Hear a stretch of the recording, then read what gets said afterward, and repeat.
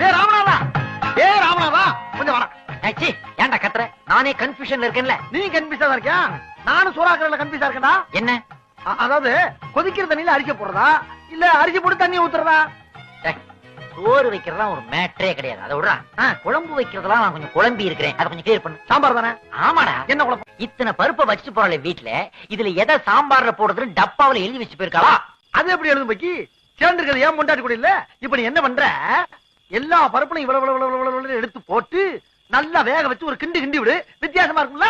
அருமையான ஐடியாடா. இதை தவிர பாதாம் பருப்பு, பிஸ்தா, முந்திரி எல்லாம் வச்சு போடுங்க. மச்சான், எல்லா பருப்பையும் போட்டு கிண்டுனா அது பேர் குழம்பு இல்லடா மச்சான், கூட்டு. எதுவா இருந்தாடா எவகப்பா நம்மள? நம்ம ஆக்குறதா சோறு, நம்ம செய்யறதா சாம்பாரு, நம்ம வைக்கிறதா ரசம். ரசம். ரசம் உன் இன்சார்ஜ் ஆச்சே, பண்ணிட்டியா? புளி எல்லாம் போட்டு கூட காய்ச்சிட்டேன். ஐயோ. ஆனா மிளகாத்தூள் போடுறதுக்கு முன்னால ஒரு சின்ன டவுட் வந்துச்சு. அதை போடலாமா வேண்டாமான்னு. மச்சான், நீ மிளகா பொடி போட்டு ஒரு ரசம் வை, மிளகா பொடி போடாம ஒரு ரசம் வை. நல்லா இருக்கணும். நம்மளும் நம்ம பிள்ளைகளும் சாப்பிடுவோம். நல்லா இல்லாத நாய்க்கு ஊத்து.